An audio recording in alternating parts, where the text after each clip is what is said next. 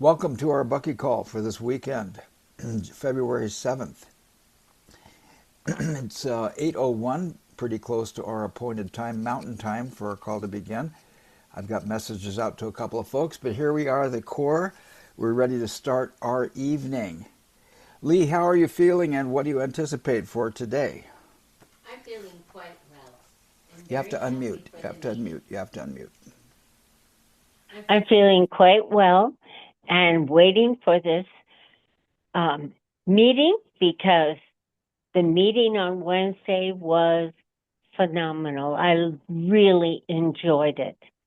And I'm very, very happy that I am part of this meeting. I'm very grateful for all these friends to become mine.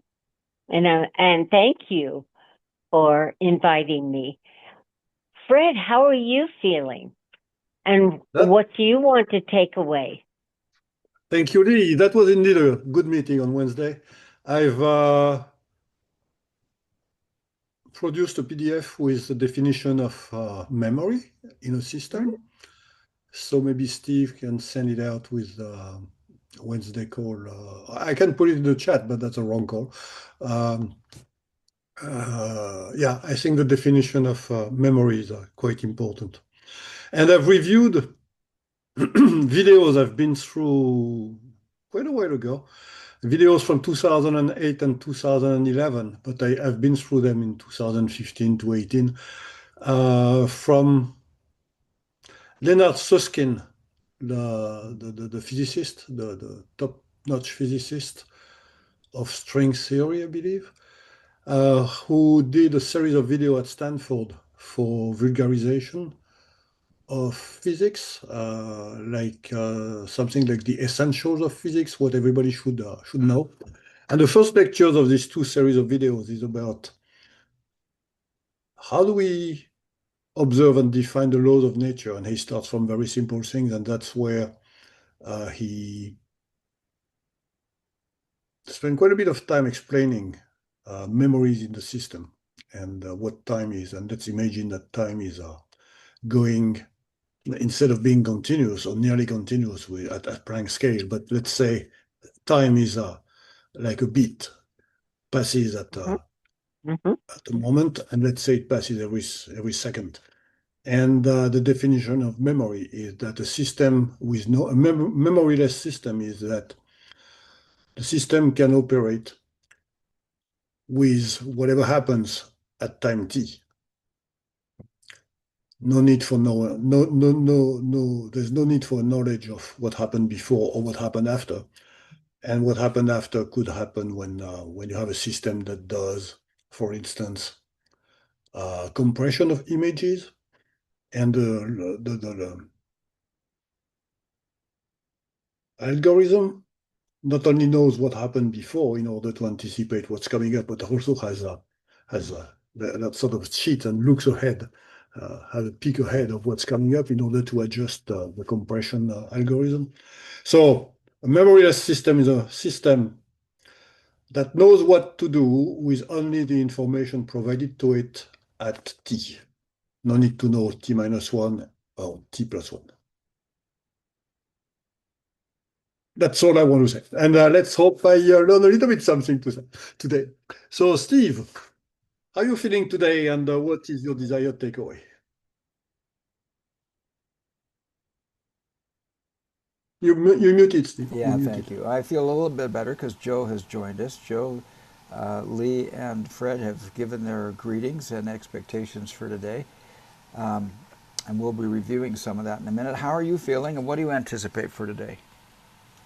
I'm feeling pretty good. I got a lot to do before tomorrow.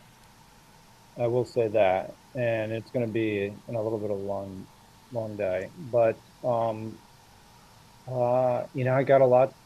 I had some very good conversations with people today, and just some real conversations, random ones that really make me feel good. So, and then the others, I've got a lot of packing done. So I'm getting closer. Where are you? Oh, packing done. Are you moving? That's it. I am. I am. I'm moving, and we're getting ready to put the house on the market, and it's an emotional time. It's emotional time. It's real now, and so my expectation for again uh, today is just to continue to build on some of the ideas that we talked about last week. I thought about what Manu through his model was able to articulate uh, was really, really powerful and actually related to some of the things that, obviously that we're covering on Wednesday. So I'm good. Cool. Can I ask you, if it's not too personal, you're living in your parents' house, which you're now getting ready to sell, Yep. and your family is working with you to get everything ready to go to get it to sell? Yeah, I Or is it mean, kind of in your hands? well, it's a little bit of a team effort. I mean, I've been maybe doing, I'm here, so I'm gonna naturally do a little bit more, but it's been a team effort, and um, it's just working through it. Cool. Uh, And I have are you somebody that's helping me pack, so that's because the reason, and it's not like the idea that the person helping me pack is needs to pack. yeah, That's not the hard part. The yeah, hard part is the separation of sorting. Yeah, yeah, like you don't need this. yeah, Like this is something that you can separate from. yeah, And she showed me something one time and she said, I said, that really means something to someone else. She said, does it mean something to you? Like, yeah. meaning, do you keep it? Like, Yeah. that, Cool. and those kinds of questions, it's, it is hard for me to separate from something that somebody means something to someone else. But at the same time, there's only so much space. Yeah. And so when are you planning on, are you going to move out before you sell it? Are you going to stay there Yeah, while you're selling it? I'm going to move out before because I need to make that little bit of that transition of, Right. a little bit of a straddle, and but it's not going to take long. Do you have a place picked out? I do, I Cool. do. Do you have a goal date in mind? March 1st. Wow. Okay, cool. Yeah, What an adventure, Joe. it's a new adventure. It's Yeah. going to be Joe, something Jill, else. Yes, Haley. how small small is is yours? yours that you're My going to be moving into pretty compared to small. what you're living Oh, into? it's not even. I mean, it's tiny. I mean, Oh, it's like is it a one bedroom or a two it's a one, bedroom? definitely one. So it's going to be a Yeah. 1 bedroom apartment, and but it's enough. And actually, what I realized is that you don't accumulate as much if you're in a 1 bedroom. So that's a much No, it better. doesn't work that way. No, well, yeah, technically, in theory, you don't. Um, but yeah, that's but there are only so many places you can put things. One, 1 bedroom apartment is good enough. Uh, and I'll be able to walk a lot of places, which is good. And so I'm excited. I'm excited for the new adventure, but I would be lying to say that saying goodbye wasn't tough. Oh, you're on mute, Steve. I was talking to Lee and telling her thanking for muting. And Joe, what an adventure, and we're all with you in support. I'm sure And I you. and I feel it. Believe me, Right. I talked to the person helping me pack about you guys today. So you're staying in Pennsylvania? I'll be moving to. I'm in New Jersey. I'll be moving to Pennsylvania. Or you're moving to Pennsylvania? You're in New Jersey now. Yeah, Okay. yeah, You work in Pennsylvania, right? The I do. facility. Yeah. I do. Yeah. Yes. So Where I'll be. in what Where in New Jersey did you live? I live in Haddonfield. It's called. It's right outside of the city. It's near Cherry Hill. A lot of people know where that is. Yeah. Yes. I lived in New Jersey. I graduated from I high remember school in Bernardsville. you were the I had valedictorian. I had customers in Cherry Hill. Really? Really? Yeah. Wow, that's cool. Yeah, it's a lot of people know Cherry Hill. It's it's yeah, there's a sense of community in the town that I'm in. And while it does suffer from other things, a little bit some um competitive problems, but outside of that, um unhealthy competition, I should say.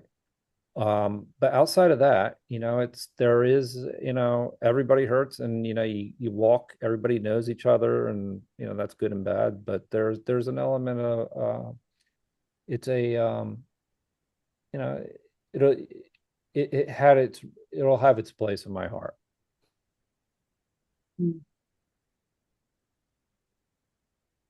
Whoa, what happened there? My computer keeps flashing. You have your place in our hearts as you continue your move, and thank you for the update. Thank Cool. you. Yeah, my computer flashes. I don't know what's going on here, but It's psychedelic, dude. It's psychedelic. I'm totally feeling like it's psychedelic. Yeah. Okay, you want to pass it along when you're ready? Yeah. So, Anne, how do you feel? Okay. You mentioned New Jersey, yeah? So Yeah. for me, yeah, happy to say that I was in New Jersey in 2017. Wow, really? Yes, What yes. part? I have no clue. Was it near New York or Philadelphia? It's like that's No, I was in New Jersey because there was this Endeavor event there, and we were going through a selection panel over there. And then I think I remember that the event was held in New York Yankee Stadium. So like, wow, no Malaysian goes to New York Yankee Stadium, as a tourist. Yeah, so it was quite an experience.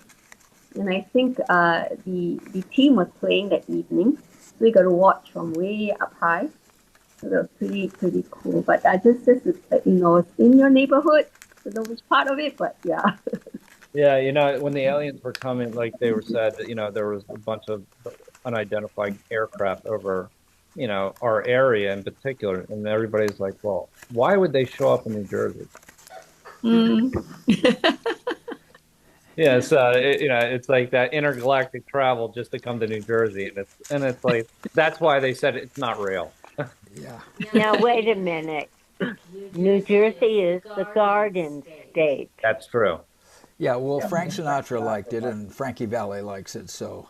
Yeah, yeah, and so that's true. And Yeah. every place, every state has it.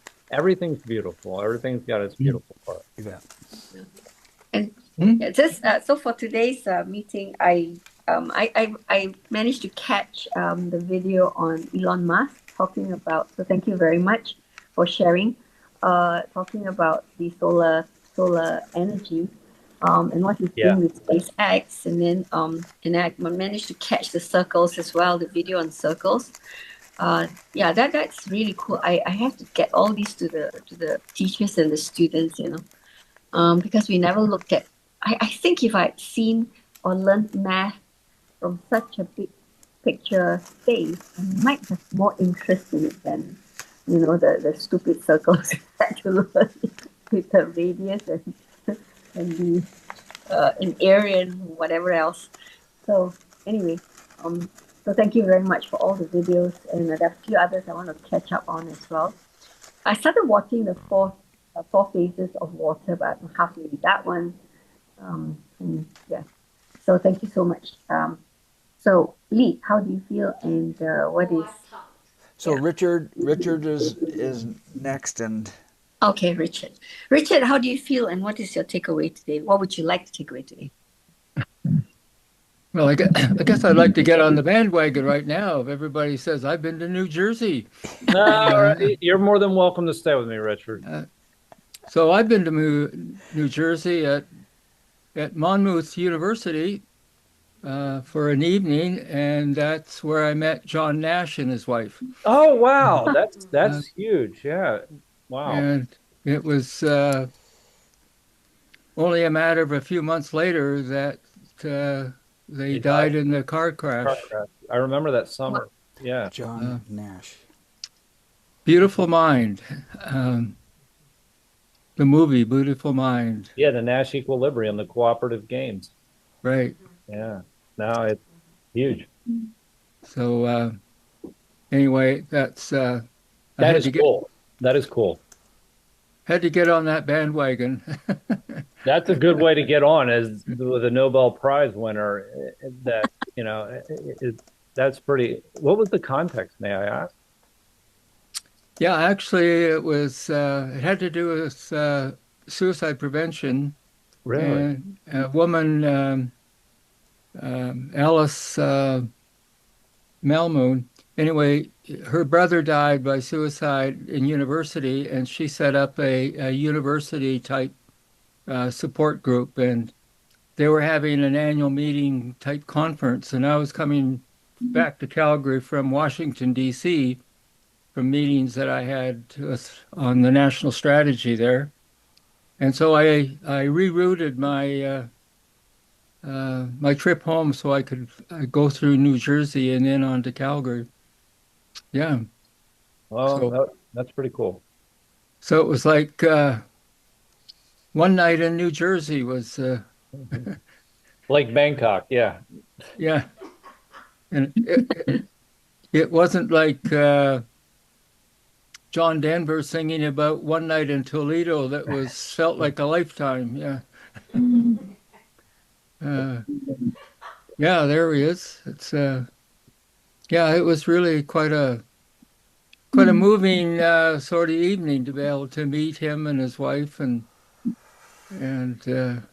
I don't remember if I had any actual conversation with them, but it was nice. So the other, in terms of recalled, I'm still feeling, of course, the our own sort of pain, I guess it would be, in terms of losing our son-in-law, but also thinking about our daughter, who is now, in a sense, on her own, although she doesn't really have to be, in the sense of that communication can carry on. But today, February the 7th, is the birth date of my younger sister, who died from a heart disease or a cancer disease when she was still very young, at around 65 or 68, which is not too far from the age that our son-in-law died at. And today is also the day that a colleague that I worked with for a long time, he worked for me actually as a volunteer.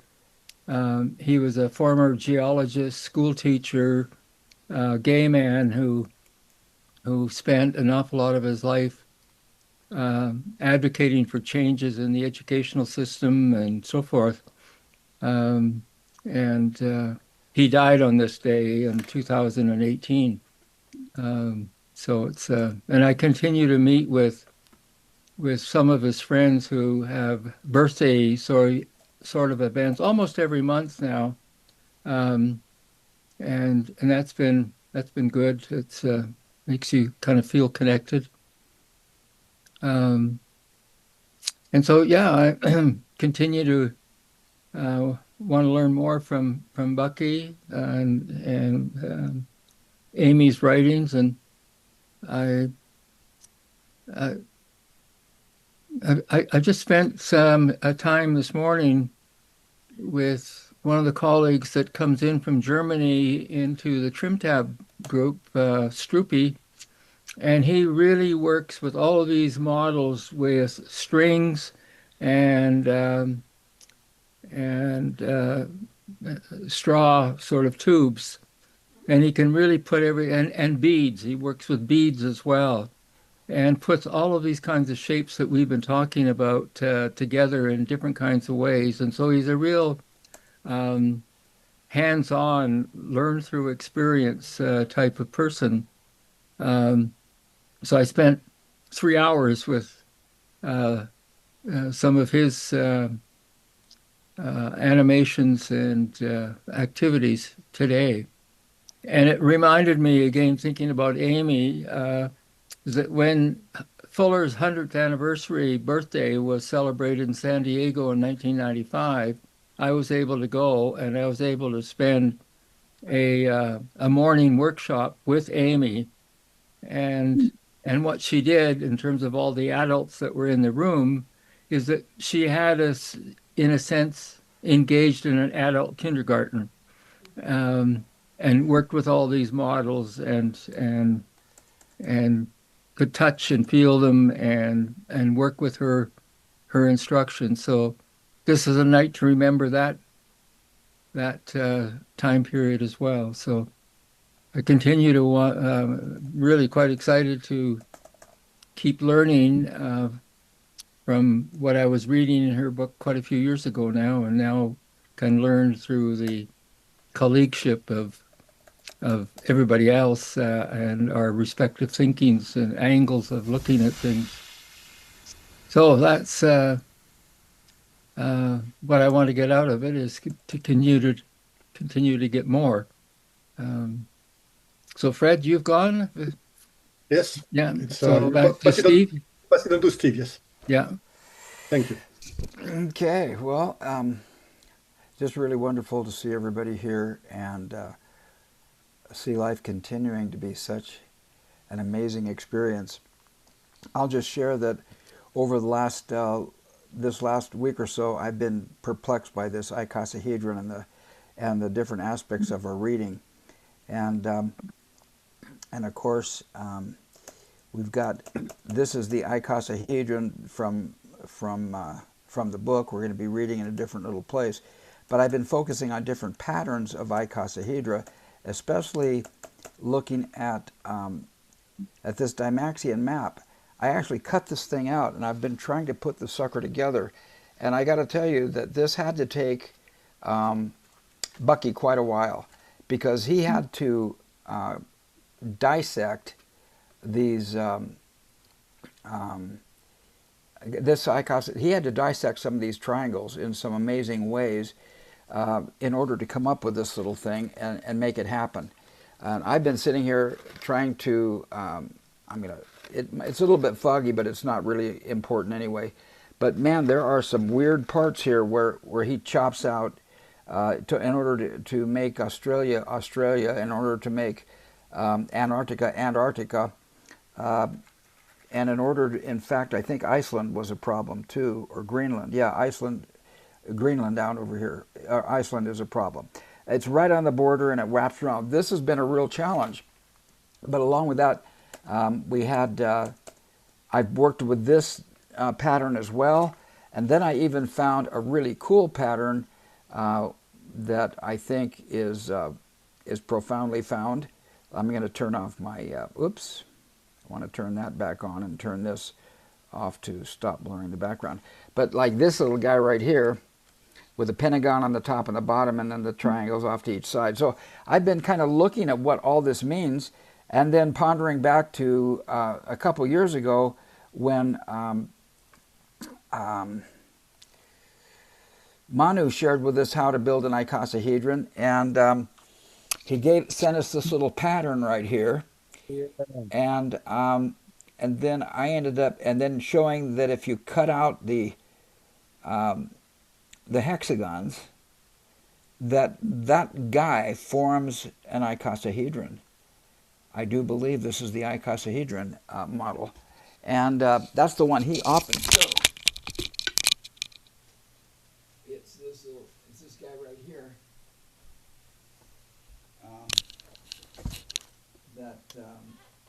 You're not talking. Yeah, you need to also start sharing. Start sharing. So anyway, I've been going into these icosahedra in a major freaking way, and trying to come up with something. Manu's here now, so we're going to ask Manu to share. But as we do, we've also got a memory PDF from Fred, and we also have a PDF on duality, which as Fred's gone into more depth. So maybe before we start our actual reading, we'll jump into those things as well. I want to say that, let's see, I'm just real thrilled. I think that more and more I'm really perplexed and able to simultaneously actually be aware that everything I'm seeing is energy, and that somehow these photons and my brain are creating space. And if the reality is quantum, then everything is superpositioned, and the sensation of space is completely arbitrary, functional, but arbitrary based on my brain. So I'm really contemplating all that, realizing that this vector equilibrium, the way energy moves energy moves is just a profound phenomenon that's slowly creeping into my brain. So I'm looking forward to us in our reading of whatever we come up with tonight, and going from there. Manu, you're the last dude. Welcome to the phone call. How are you feeling, and what do you anticipate for today? And then we'll go to our agenda.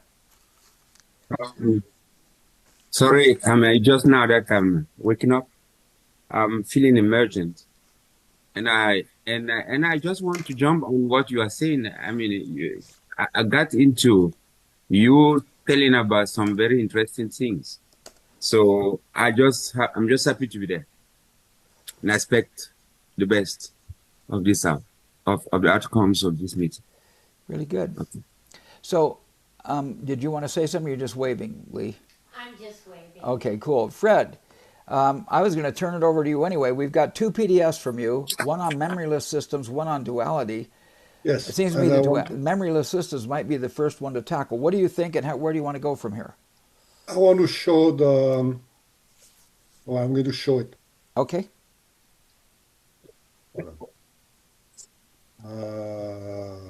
Share. This. Share. You tell me when you have it. We see the pentagon, the red pentagon, and or orange, and then the yellow or gold hexagon. Go ahead. Okay. Last week we counted the vertices that are on the circle. Yep. And we said something that's inexact. We said there's 18, not 18, there's 1, 2, 3, 4, 5, 6, 7, 8, 9. There's 9 intersections, but then if we move it, we get to a point where there is always a point. I mean, there's only one more vertex that appears, because there's always a case, and you see it now at the bottom, where one of the vertices, one of the edges, the red edges, just goes across 2 yellow edges before going back to the circle. Last time we thought we did not see that was going to happen. So I imagined it from what you shared, and that's great that you got that graphic to move. That's cool. Oh, hey, yes, I'm slowly working my way towards. If you would go back to that, let me get a screenshot of it when the hexagon is, or when the pentagon is right, the base is square with the yeah, right there. Let me get that screenshot. Want to move it just slightly another inch so the bases are parallel. Yeah, there we go. Hang on, let me just grab that. Okay, I've got it now. And so you can move ahead, and I'm going to save that and put it with the other one. Thank you. Okay, so I was saying that I'm slowly moving my way towards making some props that can be shown and that can demonstrate something. So I'm trying to put stuff on a canvas and be able to move them, so that we don't have only screenshots from handmade drawings, and then I think it's easier to see things. Plus, it gives me a good opportunity to learn a little bit something about computer programming and also geometry. I'm actually, well, I don't want to jump in. Can you see this? Go ahead, Joe. We'll let Manu go, and then I'll go. Yeah, I would just say that's the case. Yeah, what Fred was talking about here. Do you see it still? No. Okay, I'm going to pin. Maybe Yeah, maybe showed I us can that. like it. You showed us that graphic before. Right on. Yeah, but in double, because the whole system is that energy is continually moving. There's continuous motion. There's always a relative movement of one with the other as you project it onto a plane. It's always moving. And you're gonna have periodically see what Fred was saying there. It's turning, is going according to energy, and then you are going to periodically see when the vertices coincide or when they are the most extended, as many as you can. Yeah, That's the whole purpose of it.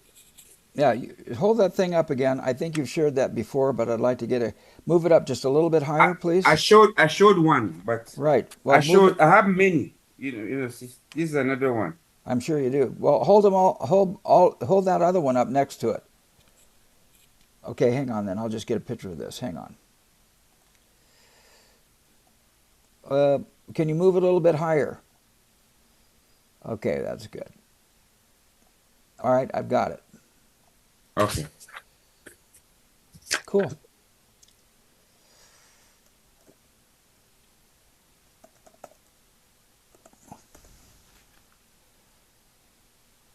All righty, good. Okay, good. So go ahead, Fred. You were saying. I was done on that. Now you want to go to memoryless systems? Yeah, let's go to memoryless systems, and you can either share yours or I'll share mine, whichever you prefer. I share mine. Okay. Now remember, this was in the context of, I showed a video where it was described that cells in our body and organs in our body have memories, and they monitor what's going on, and then they react to that stimulation because they store a memory of it. That was what the video basically said. And then Fred came up with this. Go ahead, Fred. Okay, Susan on Wednesday asked to define memory in a system, because we were getting into a discussion about definitions, and so she invoked stable datum and wanted to have a definition of memory. So I looked it up, and memory, and I thought it was important enough to put it together in a document that everybody can have. So a memoryless system is a system that is defined that for all times, the output depends only on the input at the same time. There is no need for input prior to what's happening right now, and there's no need for input from the future. And if you find it strange that we can have input from the future, I'll give you an example after. So in order to define memoryless systems, this is the definition of a memory. A system is having memory if its current output depends on value of times other than the current time. The rest is more elaboration on that, which may give a little bit of background if you want to delve deeper into that. But basically the idea is that we work in discrete time in order to understand this. That is, it's time that goes from 1 to 2 to 3 to 4, not continuous time. And the system changes its state at the moment time evolves. So time goes from 1 to 2, and this information and what happened at that moment in time is enough for the system to know where it goes next. I think that's sufficient to understand memory in the context of system. I'm interested in the fact that it says causality. Yeah. Output at time t depends only on inputs at time less than t. At times in the past. And then non-causal output depends on inputs at times greater than or future. Okay, I give an example because it's sometimes difficult to apprehend this concept of what can you get from the future. Let's say you're dealing with an algorithm that does image compression, that takes the information of an image and compresses it so that it loses or doesn't lose a lot. So that either it doesn't lose information or it loses only a limited amount of information, so it can reconstitute the full-size image without losing too much of its definition.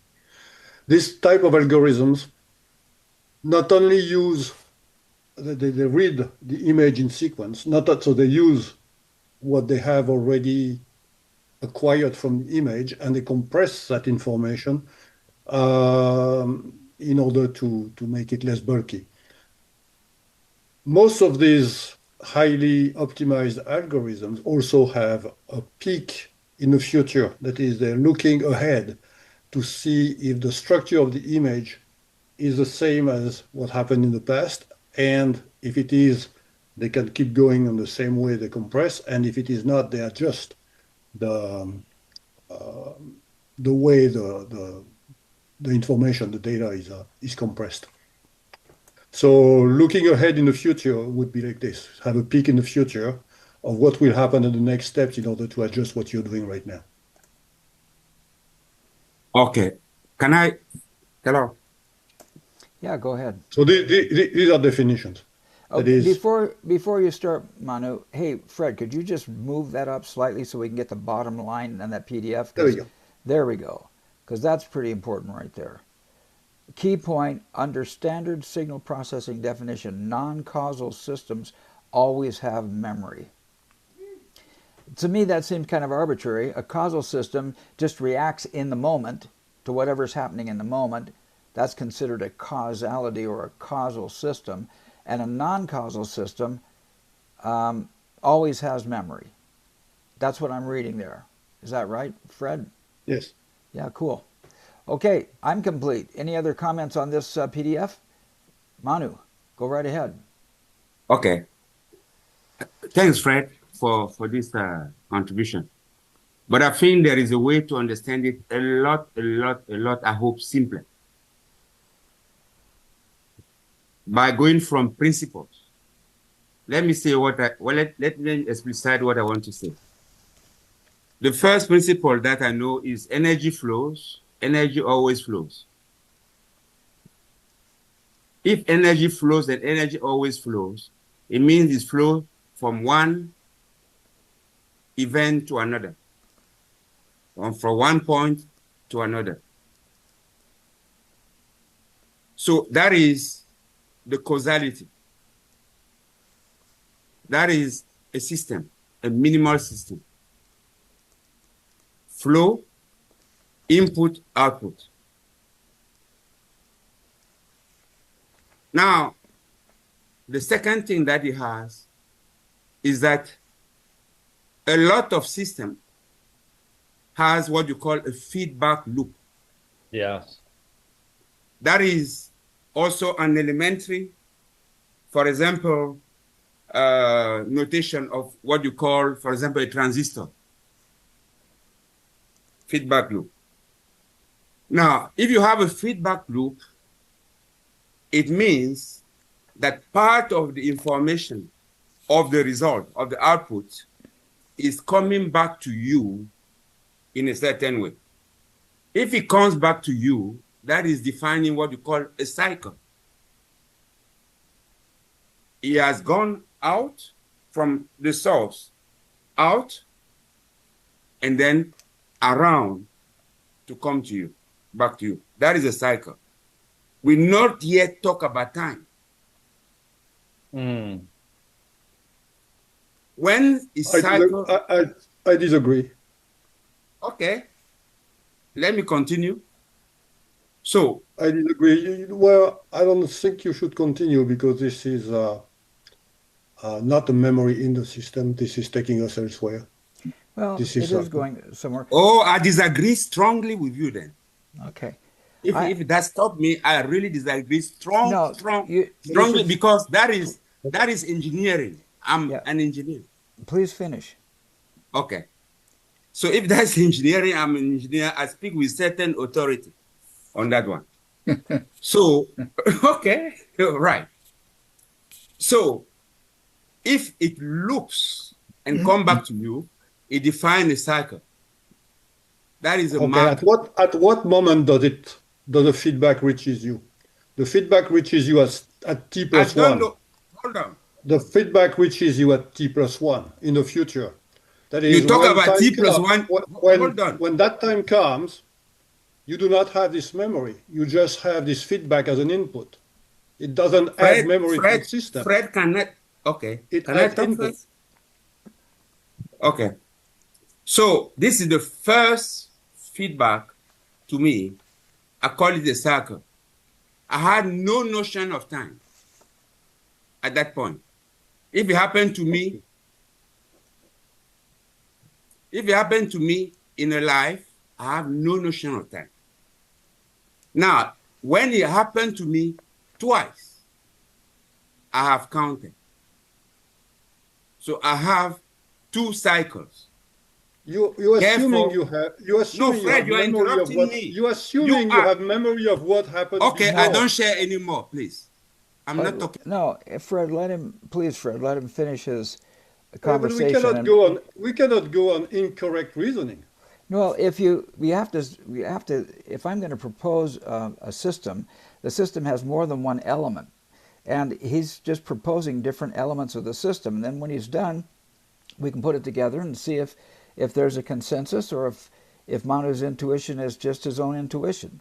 But I would like him to go ahead and finish. There's no need for consensus on definition. I mean, arguing on definition is a waste of time for everyone. We're not arguing definition. Manu is just expressing the fact. He's redefining memory there by he's not saying, defining. I have a feedback and then I remember the previous event. It happened twice. That's memory. Well, no, it may or may not be memory. Let's let him hear what he says. This is what he's saying. Actually, is very similar to a principle that I learned in medical hypnoanalysis, which simply states that out of all the phenomena that are occurring at a particular time, an organism has an experience and becomes aware of that experience. It may have occurred 3 or 4 or 5 times, but suddenly there's an awareness. That does imply memory, but let's let Manu finish and see how he wants to tie memory into this. In medical hypnoanalysis, you could imagine an onion skin with all these circumferential, circles that are concentric. But every once in a while, one registers in awareness, and when that registration occurs, a phenomenon occurs. So as we call in medical hypnoanalysis, called the initial sensitizing event, and then it's the behavior performing event. And these things are all about subconscious, what might be called a subconscious memory. They're a reaction. But I would like to hear what Manu has to say all the way through, and then I can determine after that if it has nothing to do with memoryless systems. In my real estate experience, I've learned a principle called black hatting, and what you do in a creative environment is just let anybody talk any way they want, nobody say anything negative, because many times at the end of it, something comes through that makes a lot of sense for somebody, whether it's relative to the topic at hand or not. So I'd like to have, with nothing personal, Fred, I'd like to have Manu finish his experience here as he's sharing about things appearing in cycles without time. Somehow he said that I have a feedback loop, but I'm not aware of time. And I'm very interested in that because time may not be real anyway. And so, that's what I just expressed at the beginning of this deal, that time and space are illusions. In a reality that is superposition of quantum entities, time and space are complete illusions created like a virtual reality machine in my brain. So I'd really like to hear what Manu has to say. Manu, do you want to come back, or are you resting and breathing?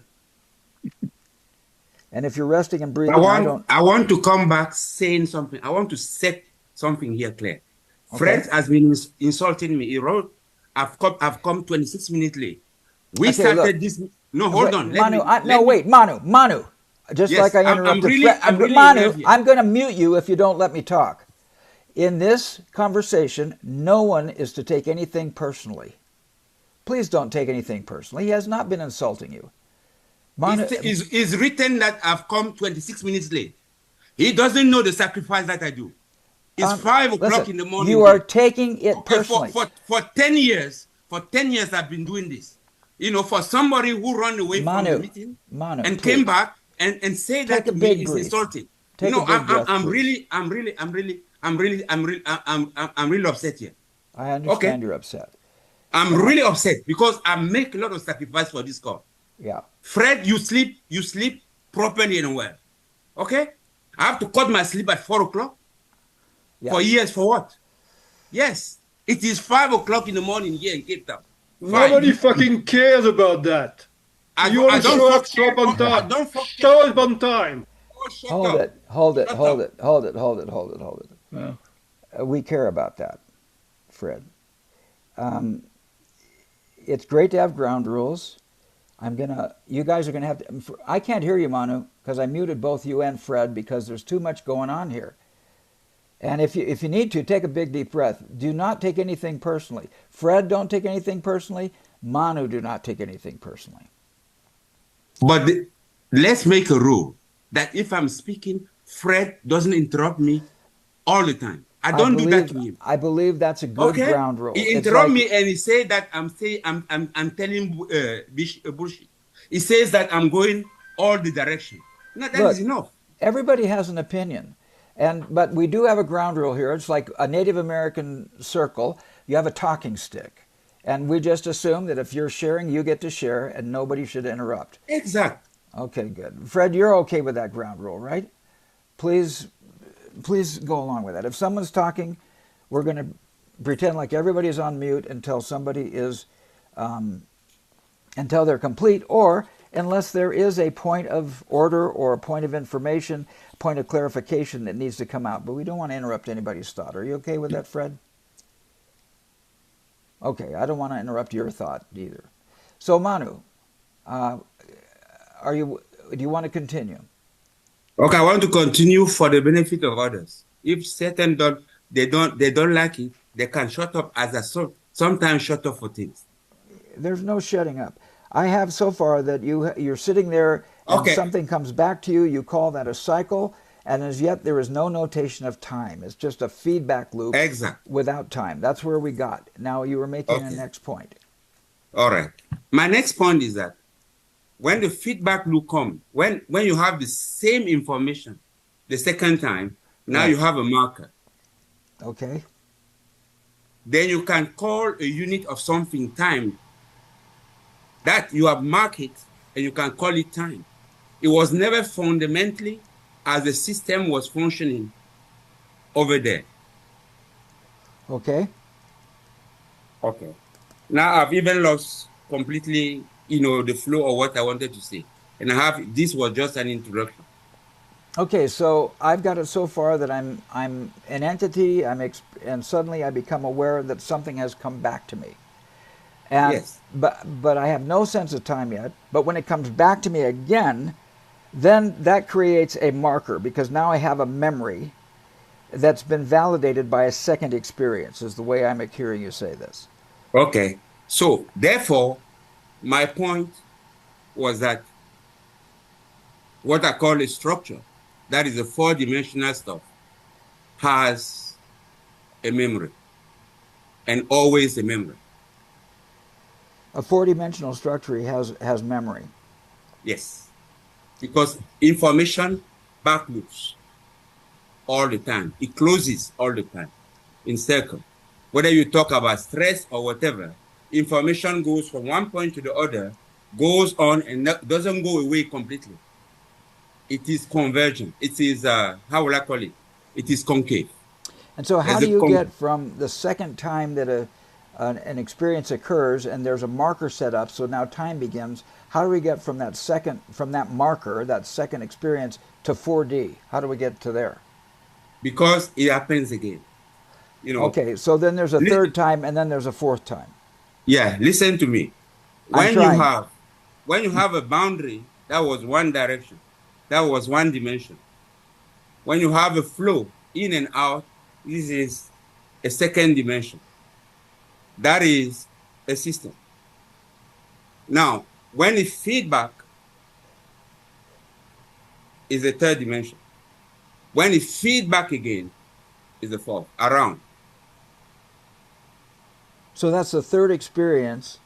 It feedbacks again, It and that forms reaffirms the marker. Yeah, we have a pattern. We've gone past time. We put a pattern onto it. Okay. Let me repeat again. From one point to the other, that's the flow. If it came if it came through that point and went to another point without anything ever, there's no memory of it. Because it's just like it went. Okay. If it feedbacks and come back and repeat, then I'm aware that there is something like this that happened. If it happens again, then I know when I did it and how it happened again, and that difference there between those two cycles, I call it lag or time. All right. If it does it many, many, many times, it becomes a pattern. Therefore, a symbol. That's how flow, feedback, memory, time, and patterns and symbol play in what you call the mathematical logic.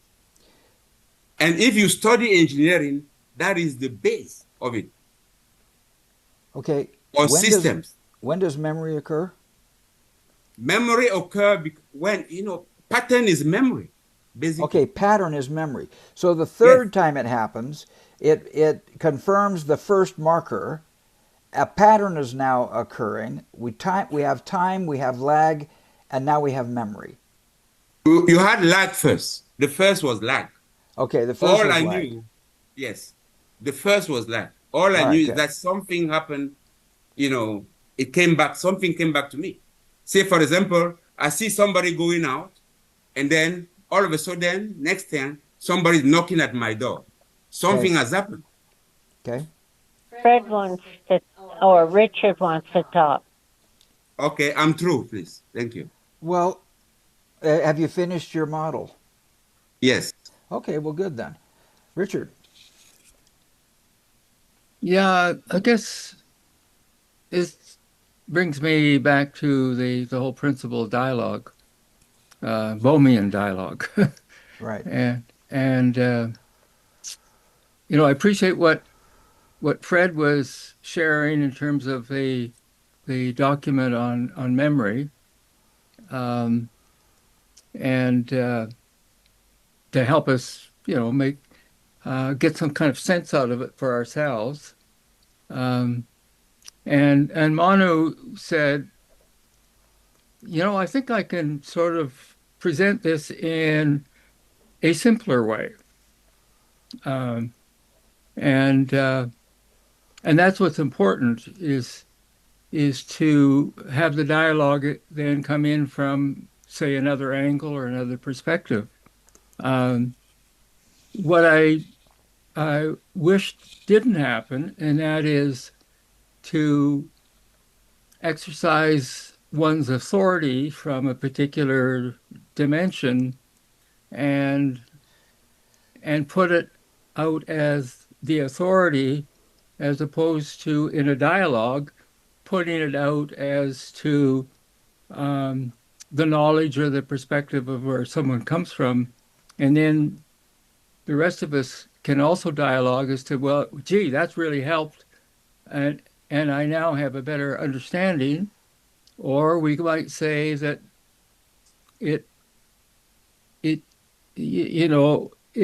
thank you for it being an attempt to make it more simple or a simplified understanding, but it hasn't registered that way for me yet. And so I need to digest it. I don't need a constant reinforcement of the authority of that position. It just needs to sit in the group, and we work with it, like you used to say, with the talking stick. It can move around, and at some point, I or others can end up saying, "Oh my gosh, I just got it." And it could be, guess got what? Well, I just got what Fred had presented to us, or I just got what Manu had presented, or I got both of them, and now I have an emergent, better understanding. And thank you to all who participated in that kind of dialogue. So that's what I think I would like to see whenever we get to a place where we want to assert our strong position on something, is that if we call it, we can say, wait a minute, let's do it in a dialogical way, a Bohmian dialogue way. And so then I have to pull back on my firm position and let it sit out there and see what happens with it. And it may come back for people to say, yes, by golly, you are right. I didn't see it at first. Mm-hmm. So I would like us to sort of regroup around Bohmian dialogue, and use that as a way of being able to call a bit of a rethink or a slowdown or a reconnect if we start to come through with strong opinions that really interfere with each other. Yeah.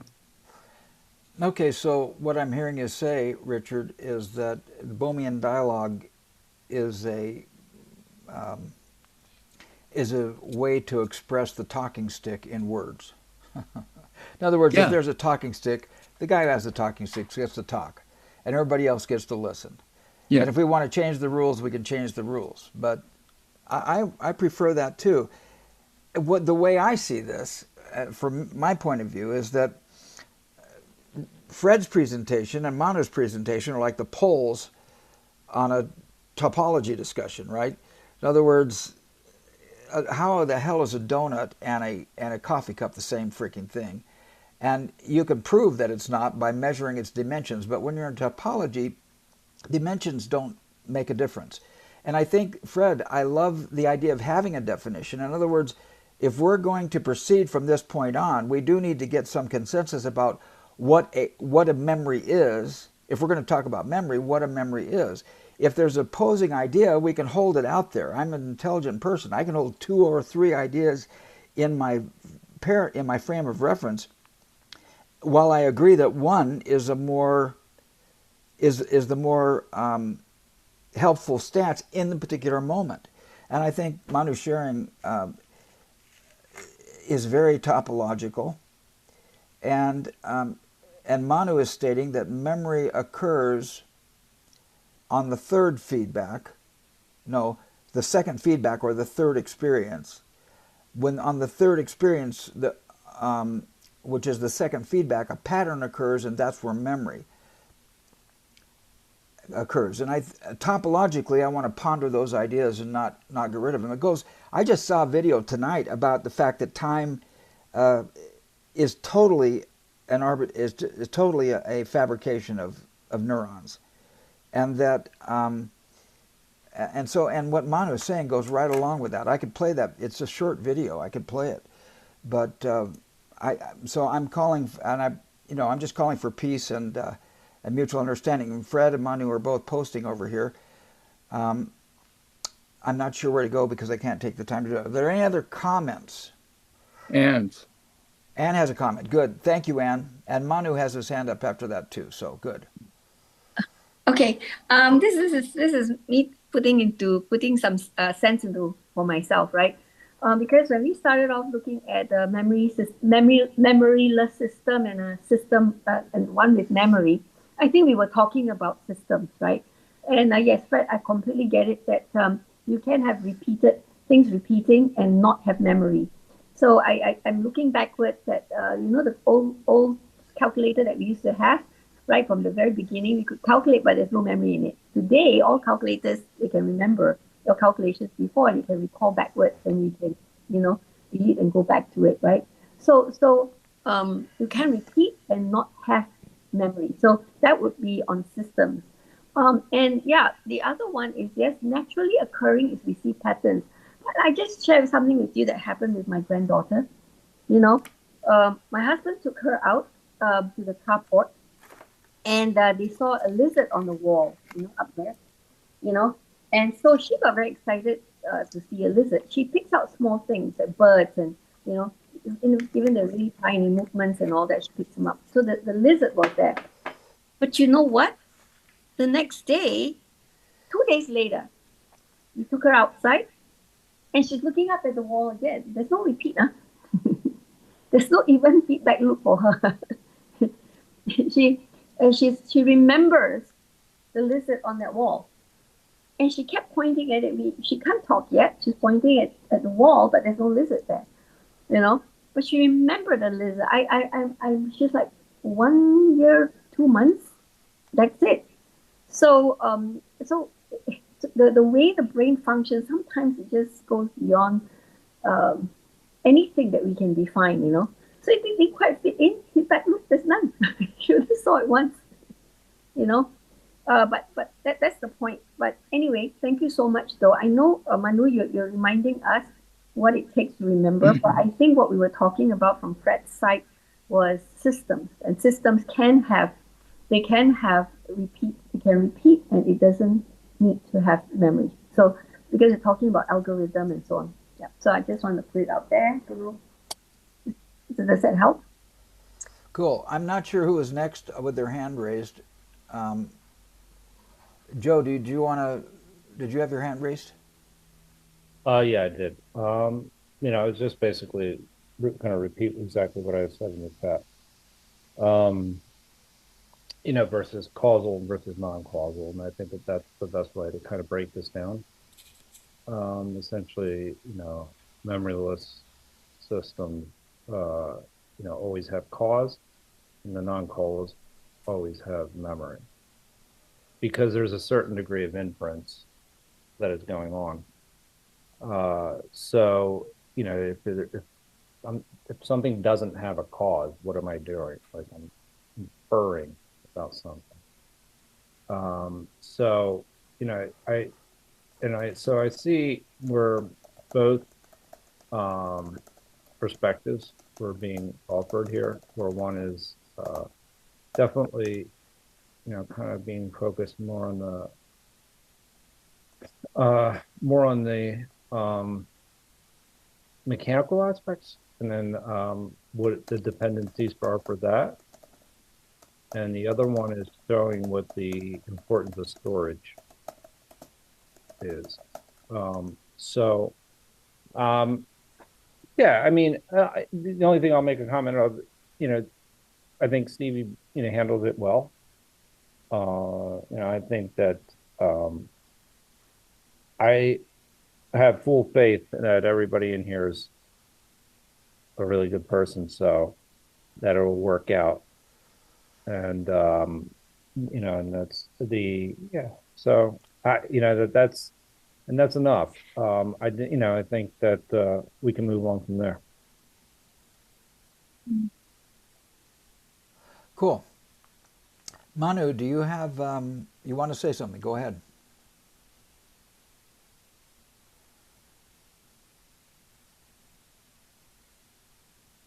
You're still muted, my friend. At least I can't hear you. Try again. Yes. The first thing that I want to say is that we should make the effort not to interrupt the flow of whoever is speaking. I have been personally kind kind of guilty of that. I was made a reproach, and I've been trying to improve myself. I don't know if it is visible, but I try since to. So I would like that reciprocity. Second thing that we always say, that it is impossible to know the cause at first experience. Yeah. Let me repeat it. It is impossible to know the cause at first experience.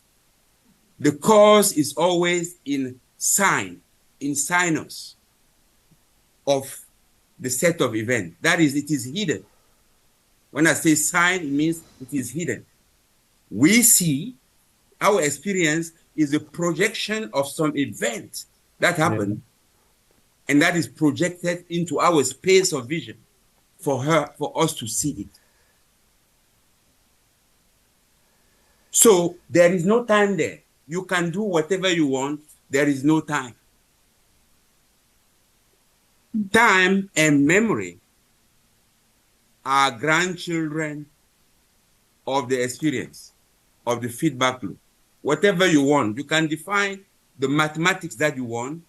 I repeat, time and experience and pattern are grandchildren of the experience.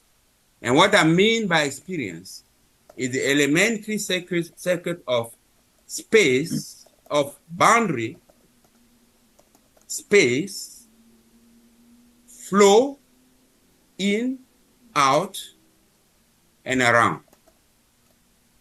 Everything else is the child of a grandchild of that. It's derived from it. That was what I wanted to say. Thank you. Cool. And I acknowledge everybody for staying in the conversation. Thank you very much. Okay. I'm trying to go through some of these comments down here. Okay, good. All right. I think the memory conversation is going to be really good for Susan on Wednesday. And so you've asked me to send that out, and so I'm going to make a note to make sure that Susan gets a copy of the Video. Of the well, at least of the paper. She'll get the video too, but that takes a while to read. So Susan, memory paper. Okay, good. There are still some processes blowing in the wind here, but that should be good. Everything can blow in the wind. I can hold on to more than one concept at a time.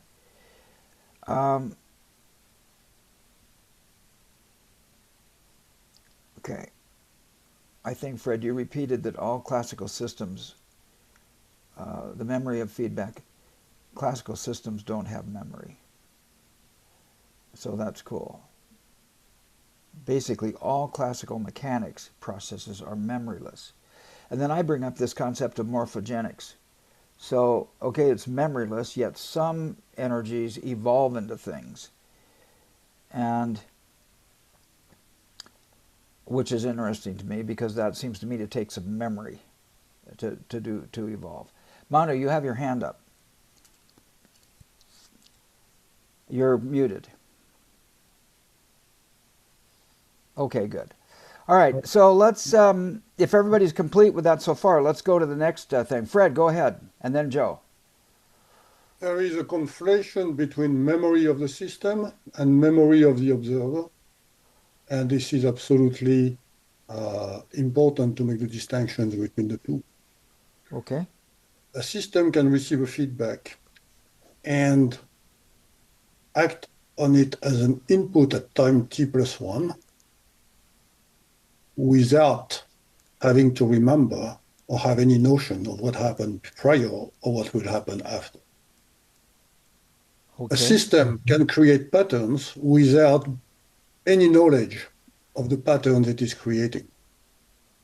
The only difference is that what Manu is saying, Manu is conflating, and I think he's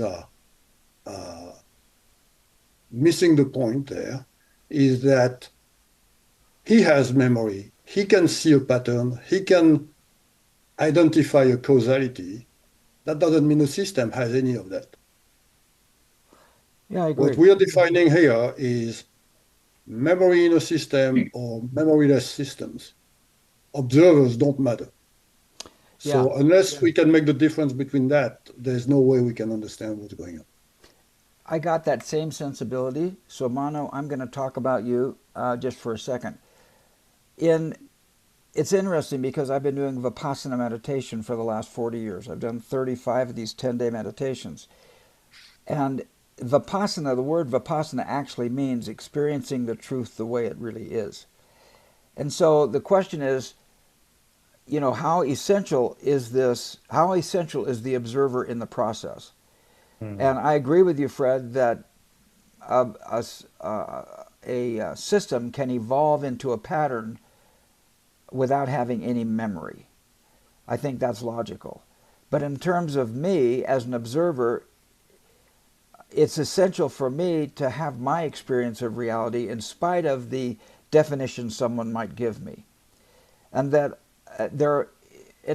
maybe we ought to vote on this, but if you, Don Miguel Ruiz wrote this book called The Four Agreements, and he wrote a fifth book called The Fifth Agreement, or a second book called The Fifth Agreement.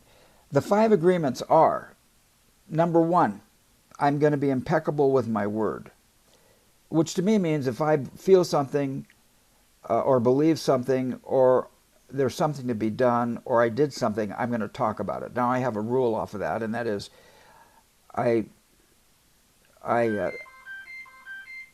I think what I say, I know what I say, I do what I say, I feel what I say.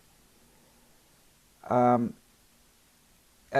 not remembering it right now, but I'll remember. The bottom line is I don't share exactly what I'm doing or thinking or saying or feeling with people unless we're in a consensual circle where everybody has agreed to allow everybody to say whatever they feel, think, or do.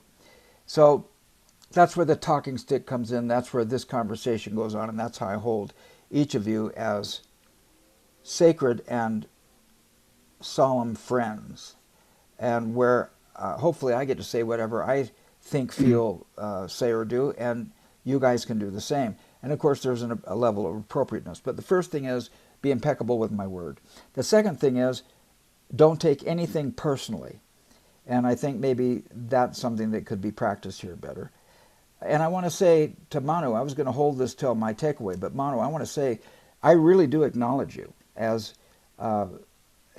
developing. You've changed your behavior substantially over the last few months because I've invited you to not take things personally, and you've been doing a good job of it.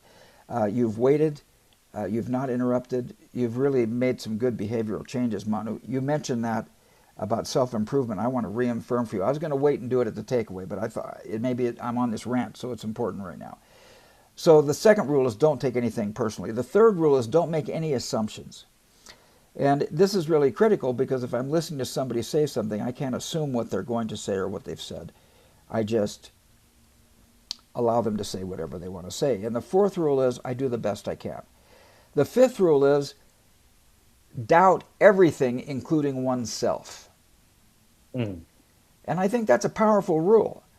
So if somebody tells me something, I'm going to take it at its face value, but I'm going to doubt it. And I'm even going to doubt my doubt, because I'm going to doubt my own perception and just pause and wait and allow life to unfold. Those are pretty good rules. Impeccable with my word, don't take anything personally, don't make any assumptions. I do the best I can, doubt everything, including myself. Thank you, Fred. Really good. Those are the 5 rules right there. So wonderful. And I notice here, Manu, you put down the idea of conflation between awareness and memory. And I'm sure there's some differences there, but one where that these definitions can be helpful is that when we're moving ahead in a conversation, to have a standard definition that we're all going to agree to for a time. Like I can say, okay, for now, let's assume that's true. Based on that, what do we see? and then be willing to shift what I see and what I'm willing to do. So I want to just acknowledge you. I want to acknowledge each of you in the call and for pursuing. Now, Fred, I noticed you've got a piece of paper there with your uphill camera. I'm ready to pin. Are you ready to share something there? Yes. Good. I'm going to pin you so that all I see is you, and let's see what you have to share. I want to share my screen. Okay. Oh, I cannot share. I don't need to share my screen. Yeah, you can pin me. Thank you. I can see your... Yeah, I cannot share my screen. You can't share your screen. It's already shared. That's right. But okay. Everybody needs to pin. They need to go in the upper right-hand corner, grab those 3 dots, and pin Fred's picture to your screen, and you'll see it very large. And then, Fred, I'm going to ask you to pause every while I take a screenshot. Go ahead. Okay. We're going to talk about state of a system and how it evolves. Time moves in increments, 1, 2, 3, just for the simplicity of things.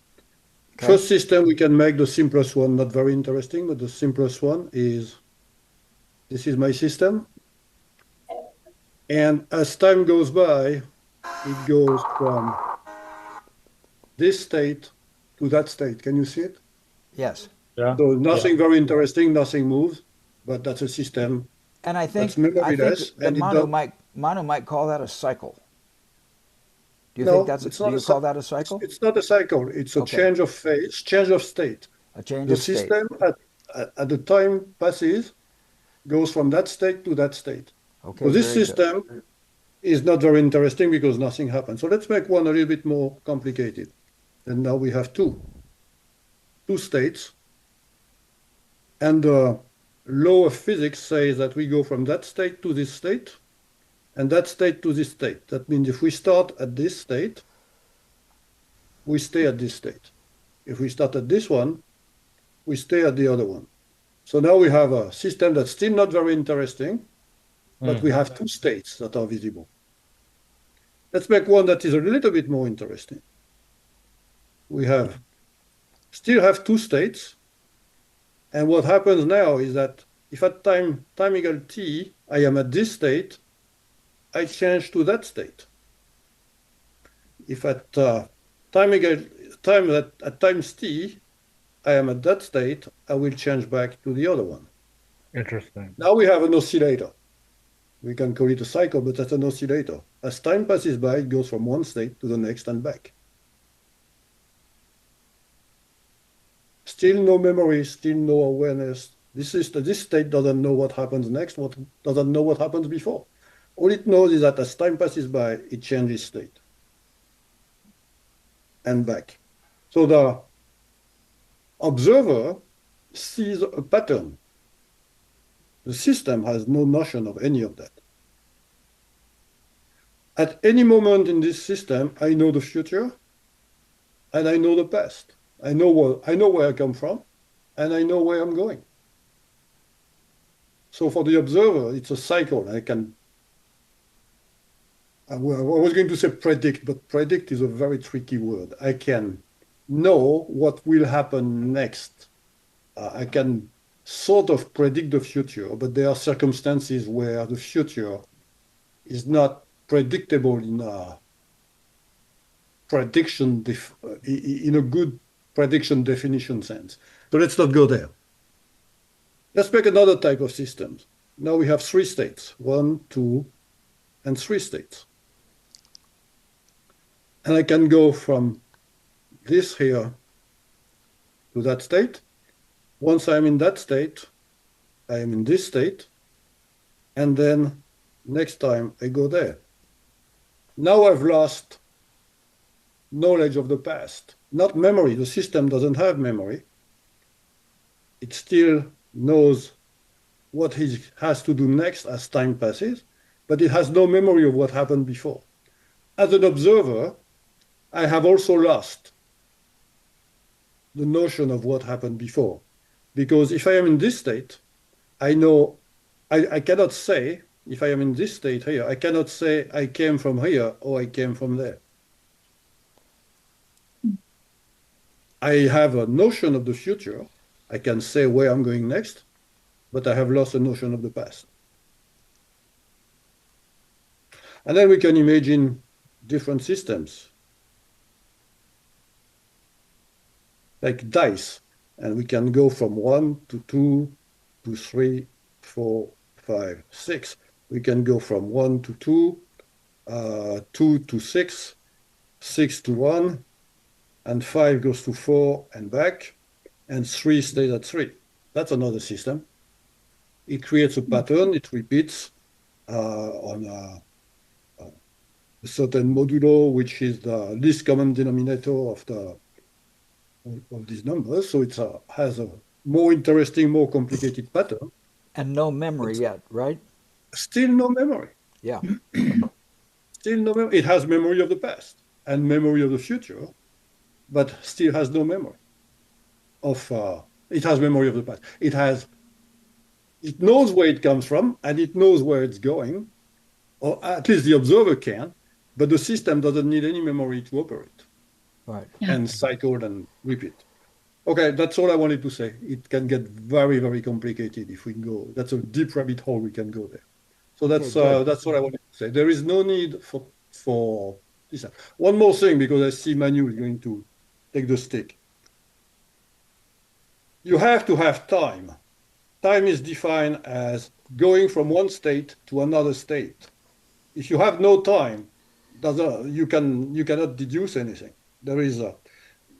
Time is part of memory. If you do not have time, you cannot even start to understand what memory can be. That's what I wanted to say. Thank you for. Except Fred, you're saying that those systems that you just drew with the 6 dots, that Yes. requires time, but it has no memory. All of the systems require time, because to change from one state to the next state, time is the trigger. Yeah, if there weren't time, then it would be a simultaneous state, which would be one state. I don't think you could even define state without time. I mean, Yeah. you can, because the notion of state and state space is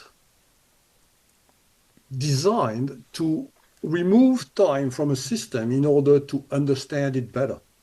So you remove time from a system, from observations, and you define, okay, I observed this state and that other state, and then you add time back into it and you look how it moves from one state to the next based on time. But the phase, that's called the phase space. You define states. So you have your states, and the states can be operated in a phase space. But you still have to add time back into it in order to understand how this moves from one state to the next state. Cool. And you know Because how this by definition in this thing, time is a trigger for the change of state. Okay. I'm going to give the stick back. Good. Let me just say, as a point of information, your camera, if you flipped it upside down, your writing right now is upside down to me. No. If you flipped your camera... yeah, but that's not so easy to do. That's not so easy, but if you did, then you could write and I would be able to read it rightly. Okay, good. I'm just pointing that out to you, my friend. Because I can take the picture... If I move my camera, you could read my writing. Okay, I understand. Okay, good. Sorry, that's 3D stuff. It's difficult for me. I'm going to... or some manifestation of 2D maybe, but I'm going to mark that, and then when I save it, I'm going to save it upside down so it's right reading. Okay? The systems. Did you take your screenshot? Yes, I have. I've got it totally captivated. Okay. So thank you. And I'm going to remove your pin. Unless you want to talk about that, Manu, go ahead.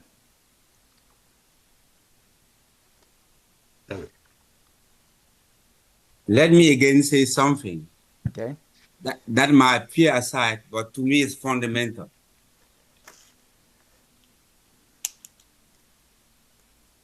A minimum system is input output. So you have input, a box, and output. That's the system. It has no memory intrinsically. A structure is input, box, output, and a feedback loop. It has memory. Memory stems from the characteristic of being informed. Secondly, there is no future. The future is created now because structurally, for a feature to exist, it has to flow through me, through the present. Only the present exists for sure.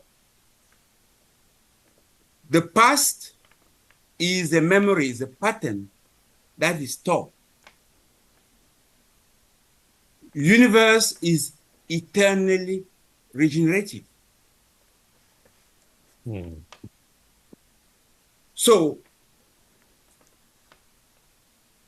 I fundamentally agree with Steve that time is just a fabrication of us, an instrument for us to have a sense of our observation. Let me repeat again. Time is something that we put together to understand our environment because we are inside the universe. So we notice, that is, we are aware of something.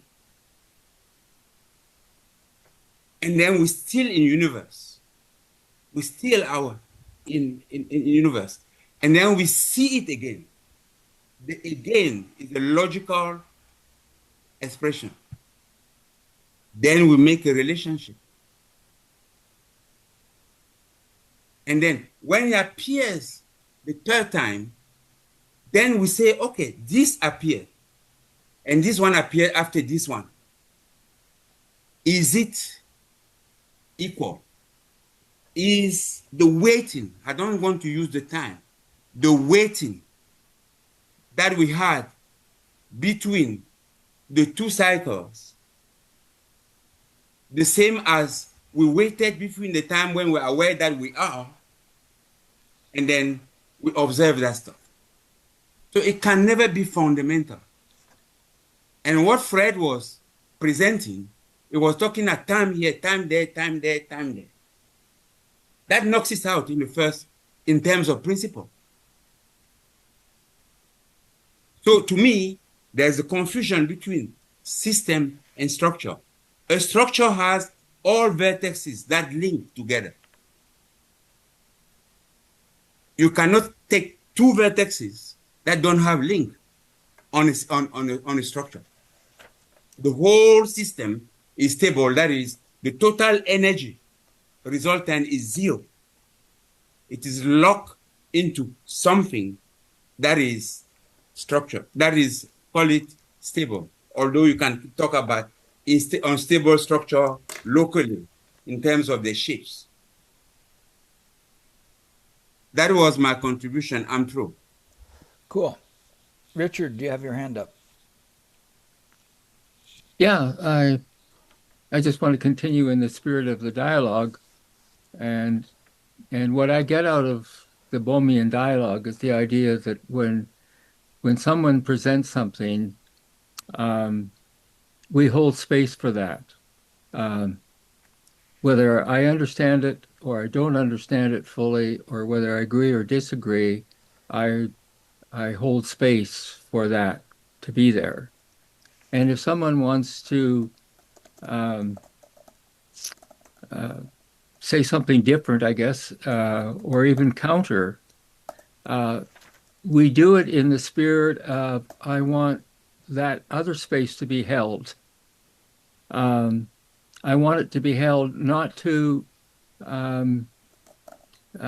dominate or not to override the other space, but simply my space gets added to the space that we all hold. That to me is what Bohmian Dialog is all about. And that to me is what is very hard to do because we haven't really had a lot of practice. When I say we, I mean the royal we of the world. Uh, and so we have been um, taught about debate.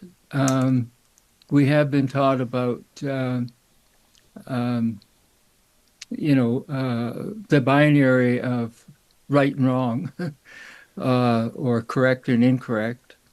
And I think that's what sometimes we do is we slide into saying, no, you're wrong, I'm right, kind of message, instead of being able to just hold the space. And that's what I think Bohmian Dialog is about. And these are two good examples of holding space for what Fred wrote down, and for Manu to say, now I would like you to hold my space. And his spaces can be held, but it's not in terms of overriding what Fred had to say. It's simply saying, here's my space that I would like us to hold, and we will do something with it at some point. But it's just there to be held. It's not there to prove a point or disprove a point. It's there to be held. Have I got the Bohmian Dialog sort of dynamic more or less correct, or more or less something that we mean when we use the language of Bohmian Dialog? Cool. Are you complete? Yes, sorry. Oh, good. Well, I asked the question, so I'm. It is rhetorical, right? I'm open for people to say whether I am holding the Bohmian Dialog space correctly or. I was going to save it for my takeaways, but I'll just say that you added to my definition of holding space. Normally when I hear holding space, I hear people talking about trying to change the world and trying to affect somebody's, I'm holding space that you'll get off the pot, right? It's a manipulative thing. Where you brought up the idea of holding space is just actually creating a space of my own consciousness for the other to exist exactly the way the other is without me screwing the other up. So otherness is sacred, and it deserves a space, and I can observe that and respect that.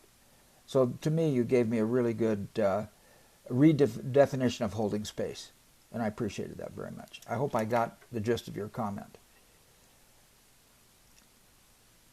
That was a question to you, Richard. Yeah. Yeah, you Okay, did. Good. All right, good.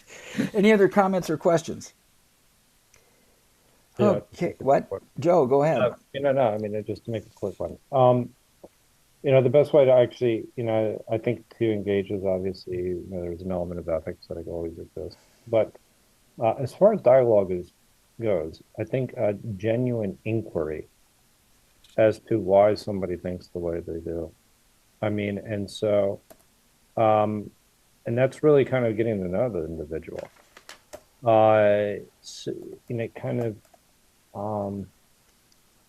So you can take a Socratic approach. And I think if you take that Socratic approach, where you're asking people questions as to what perspective they're actually coming from, I mean, I find it to be that the most curious people are those that actually, kind of really want to know, well, how'd you get there? And I mean that not in here. I mean it like that somebody might be doing something that, you might not think is right. And you got to kind of find out where, what the reasoning is or lack thereof. And so it's important to not dismiss that. And because I think that creates a level of understanding. So from that perspective, I think it's really taking a Socratic approach with a degree of sincerity, not to win the conversation, but an actual exploration as to what is, what you were seeking to answer with. I mean, I think that this conversation is really, really important, to be quite honest. So I want as many ideas on the table as possible. And then we can interrogate them. So, I mean, from that perspective. But anyway, that's just a thought.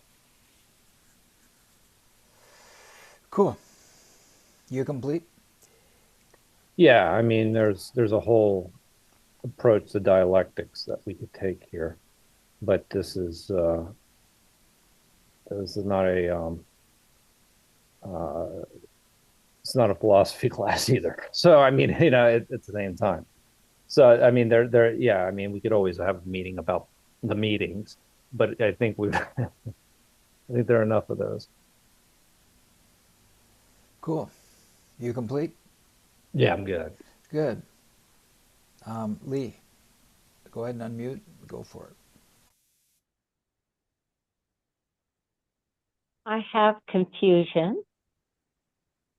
I have some understanding, but let me put it into my understanding. Let's say I have a baby. The baby has come from my body, doesn't know anything about the outside world. And it lays on a table, warm and comfortable. What are you doing? But Oh, it's not necessarily called, but it's just about over it. Oh. You want to? okay.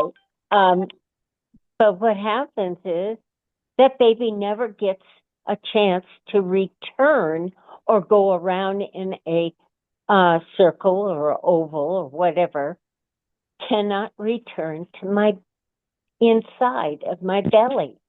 All it will know is that I am now carrying that baby like I did when it was inside, but it has memory.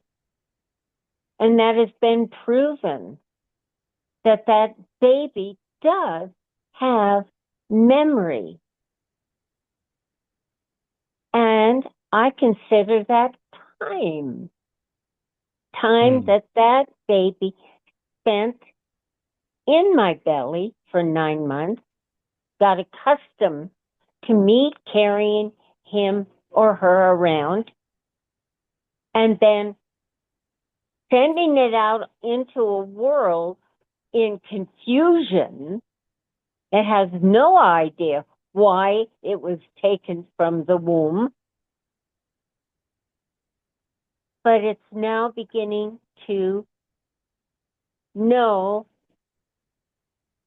the past because I'm carrying that baby and feeding it from my breast, whereas I fed it from his belly button or hers.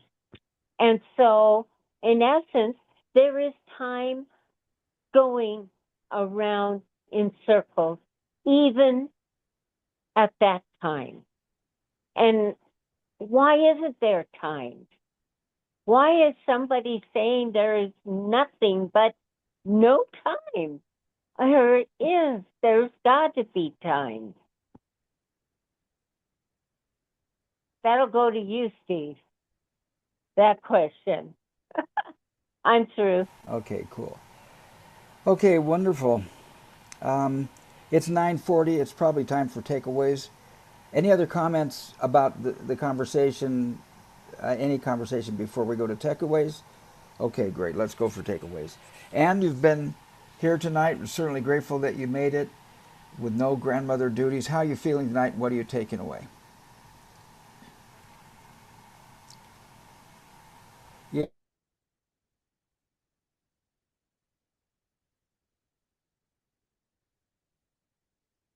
You need to unmute, Anne. We haven't heard anything you've said.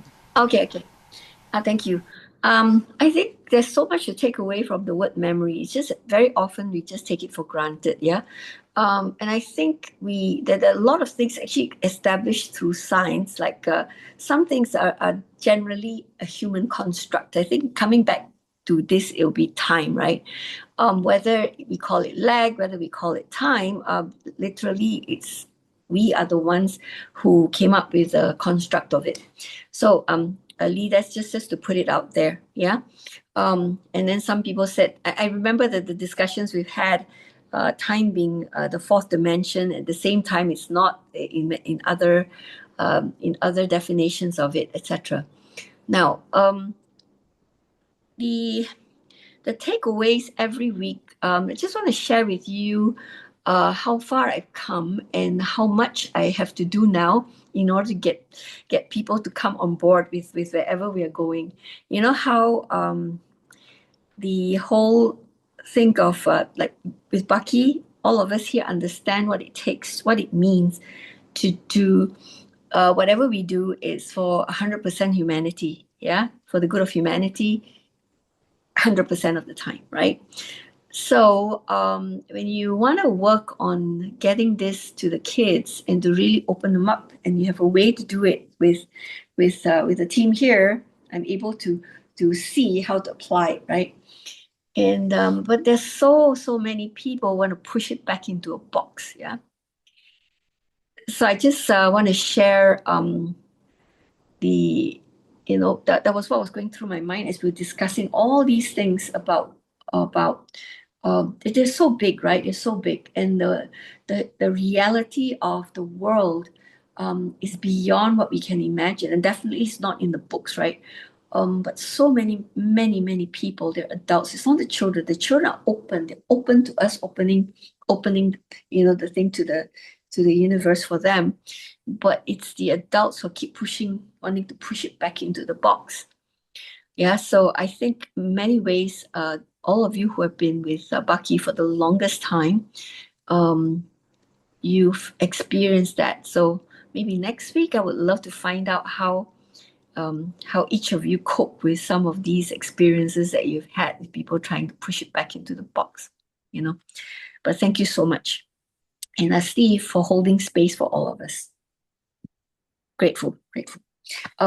So, Richard, how do you feel, and what is your takeaway today?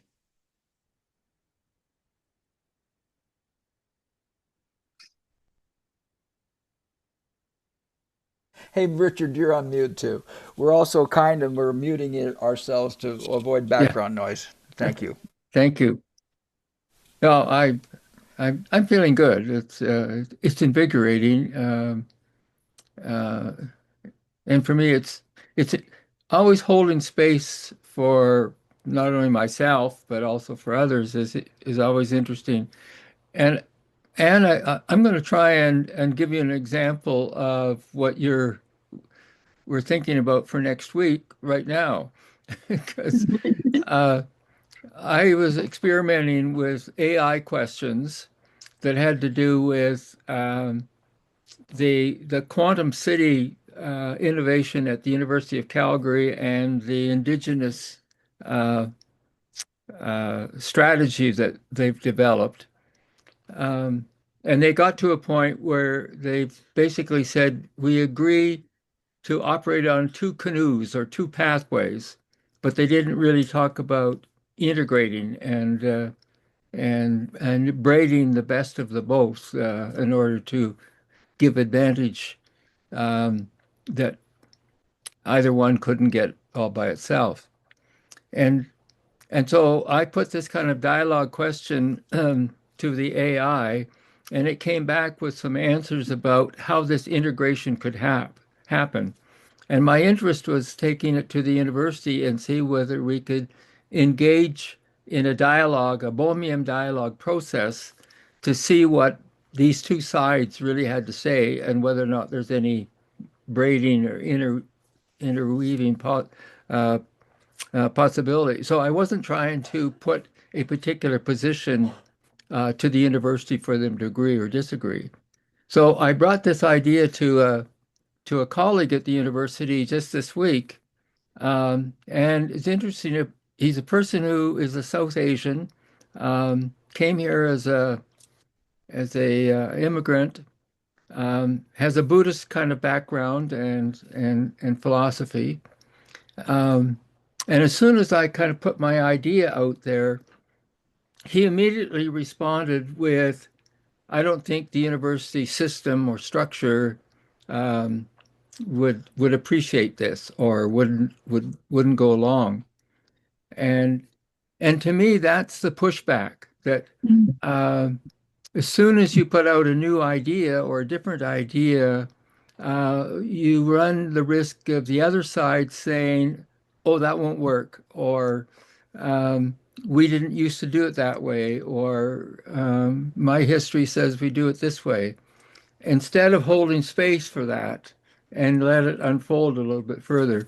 So that to me is a concrete example of the very thing that you were talking about in terms of pushback. Um, and and so yeah, so my takeaway here is again the practice of Bohmian dialogue, the practice of holding space, um, and the practice of the coming together into something that is emergent, if you want, out of all the spaces that we hold with each other. So that's my takeaway. Fred, how are you feeling? What's your takeaway? Thank you, Richard. I'm feeling a little bit frustrated, but that will pass. My takeaway is Steve's 5 suggestions. To be impeccable with my word, I think I should learn from Anne about that. Anne has demonstrated impeccable integrity with her word, directly and indirectly, and I find it very admirable. So I will try to learn from Anne on this topic. Don't take anything personally. I've got to learn about that too. I've got to learn about not taking things personally. I've made some progress in the past 50 years, but I still got ways to go. Don't make assumptions. I'm working on that. I think maybe I can learn from Manu about that as a counterexample. I will try to use Manu as a counterexample to try not to make many assumptions. Do the best I can. I think I do that quite a bit. And doubt everything, including myself. I think I do that quite a bit, even maybe too much, doubting myself, which brings me a lot more homework than I wish I had in order to sharpen the precision of my words, my understanding of concepts, and my ability to explain them clearly and simplify them also. So my takeaway is that. So thank you all for that. Lee, how are you feeling and what is your takeaway today? Thank you, Fred. I still have a question out. I made a statement.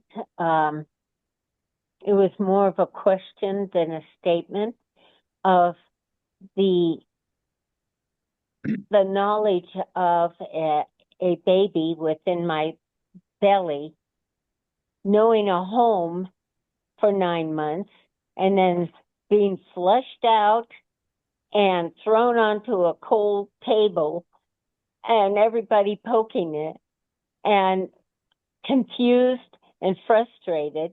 I think just like you and Manu, you were acting just like that. And memory can appear even from that past. And it didn't go into a circle and back into me. So how can you guys explain that in what you're talking about? It doesn't make sense. It makes sense only that I know that That child did not come back into me. I just held it and I nursed it. It was a whole different aspect of life. It didn't go around in a circle at all. And so how can anyone explain that? There's got to be memory. That baby does remember. So I'm handing it over to Manu. What is your feeling and what is your takeaway?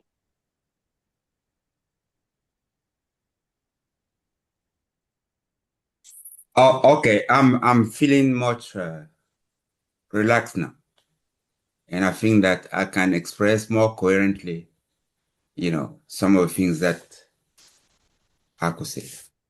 So I think that peace has come to soothe me. But I would like to put a little bit of context, maybe for us to be really understanding about how this time that is created is affecting me. When about 10 years ago, this weekend call was put on, it was to cater for a lot of participants that were from New Zealand and Australia. And a lot of newcomers were in there, and were many. And then there was a difference in the understanding of what we've been studying. And Kelly set up this group. And Kelly called me and said, Manu, I've set up the group, but you are going to be 5 o'clock in the morning. We don't change time here in South Africa. I protested. And Kelly told me he's been making the sacrifice because when we hold a Wednesday call at 3 a.m. at 3 p.m. my time, which is the most favored, Kelly was at 11 p.m. in Australia. And Henry Lee was worse at I don't know what time in New Zealand. Yeah. So I took this and I said, okay, I'm going to do it. And to be truthful, I've tried my best. I can't always set the clock. On a Saturday to Sunday morning, with a social on Saturday, to say I'm going to wake up at 4 o'clock to be on the call at 5. So that was the context I want to do. I've done, maybe it's not good, but that is the sacrifice I think I've made for this call. And it might affect my confusion or whatever I present because I'm really emerging. When I'm saying I'm emerging from sleep. That is true. That's true. I'm from bed. If you look at me, I want to say that I'm in pajamas, but I am. So that was one point. I think what I take away from this is the rules that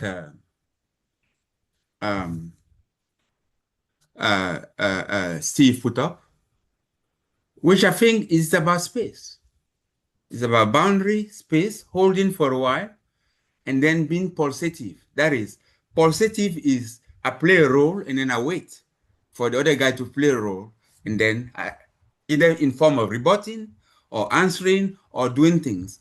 It ensures the flow and the information and the growth for everybody. Because listening is important, but we always have that propensity to listen the least. We like to talk, but we have two ears and one mouth. Maybe, so that is important to me. And I acknowledge, thank you, Steve, for noticing my effort to behave. And well, I mean, it's good. It's affect me. You will be surprised to say that I will be not, I won't be truthful to say it doesn't affect me. It encourages me. And it's important to have a small part to say, guy, you try. And then with Lee and the baby, you might not be aware, but that baby went with you for 9 months, co-experiencing with you whatever you experience. I don't know how many cycles is that, but it is. And the birth is like a fork. You arrive at a point when we say, okay, you're going to be somebody of your own, and we are going to be living in Ubuntu, in relationship, perpetual. Not the same as we had. This phase is past, but now you are you and me, and then we are related. That's the way I see it. So the baby is primed for time so much, has experienced cycles. And note, how does the baby know when you want to cry to have food? So that is my takeaway. It is very powerful. And I invite us to again look at this notion of time. I've grown to be convinced that time is not a fun. I'm not saying that it's not a dimension. You can build something where time is a dimension, but it's not primal. That's what I've taken away, in that there are things that are more primal. The primal things that I consider are four. The first unity is energy and flow. That is the first thing. That is always there, ubiquitous. But what feeds from that is boundary, space, flow in and out, and around. That is four things that topologically form a unit of account of energy. So when it's feedback to me, around means feeding back. When it feed back to me, then it goes in again, out. Feedback the second time. Then I wonder, hey, I'm seeing that it didn't come, there was lag. Natural fact. So that feedback, I call it lag. And that lag repeated creates cycles. And the time between two identical, let me just put it, the space between two identical cycles, I call it time.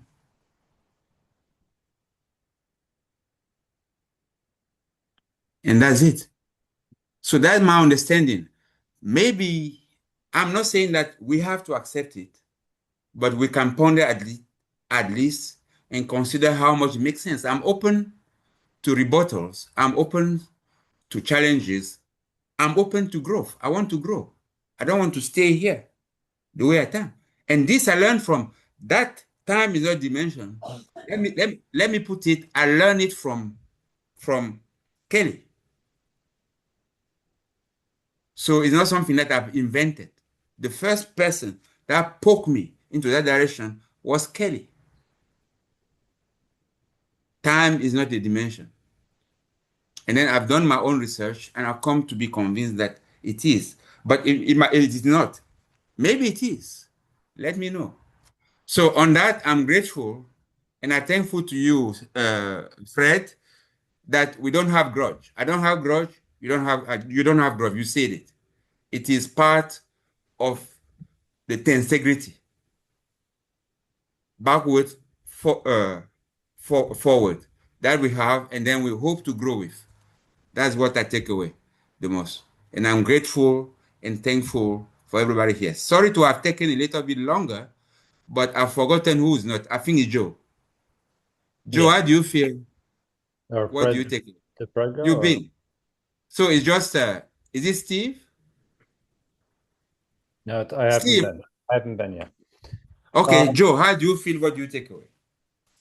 I feel again, the conversation itself is really important. The idea of memory, it's directly related to consciousness. It's directly related to systems that are able to call on themselves. Reflexive loops. This is really, really important. So, I appreciate Fred actually taking time to put that together, and kind of putting the conversation on the table. I'm grateful for it because what happens is I leave here and I'll be definitely looking into it in a deeper way, and then hopefully I'm fortunate enough to be in enough conversations that I can make some connections with this between other concepts. The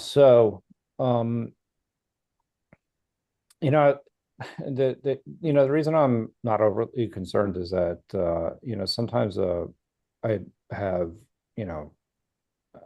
arguments with my and they are arguments with my sister, and it's something that we don't necessarily see eye to eye, but there's a little leeway there, because even though we may say and come off a certain way, we know we really love each other.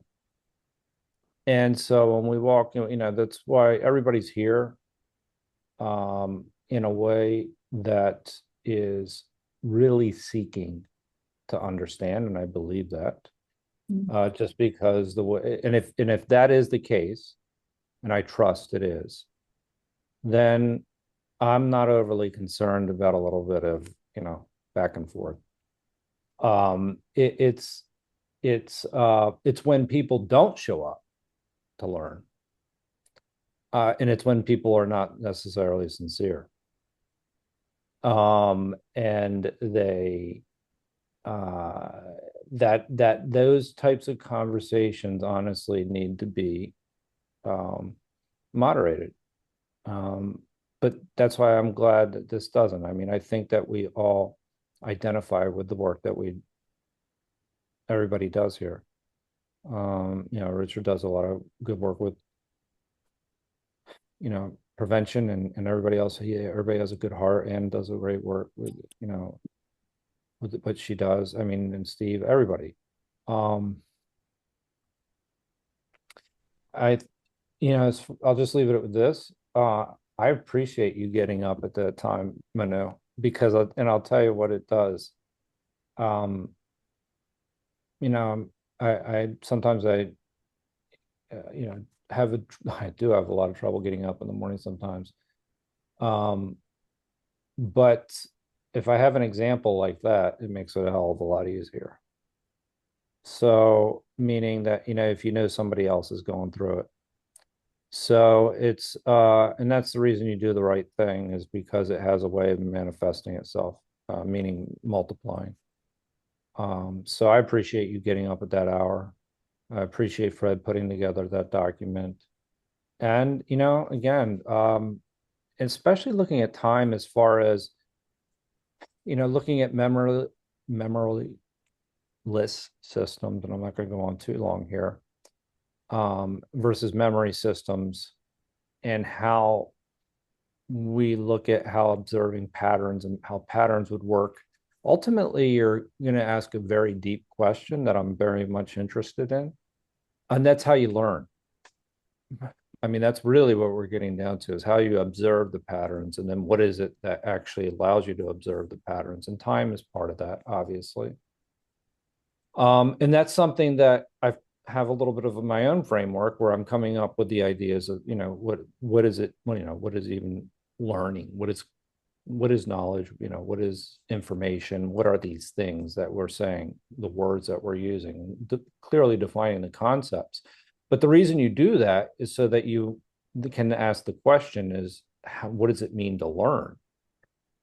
And what does it mean for a system to be able to call on itself, and have an experience, and to go from one state to the other, to change or to make inferences.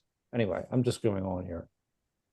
I appreciate everybody being here. Steve, how do you feel? What are you taking away from today? Unless Fred, have you gone? Is Fred gone? Yes. Yeah. I thought, because he had his hand up. All right. Yeah. I can't hear you, Steve. I tell you, I'm real thrilled with our whole conversation. I think a lot can be learned in energetic disagreement, and I'm so glad that I have the Italian paradigm to determine when there's an argument, when there's an argument and when there's not. So Yeah, right.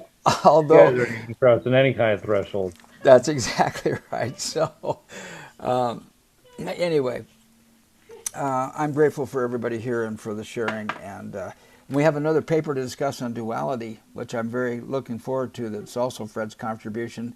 I so much appreciate everybody's when they do their homework, and when they just come here and present their life experience in the context of our discussions.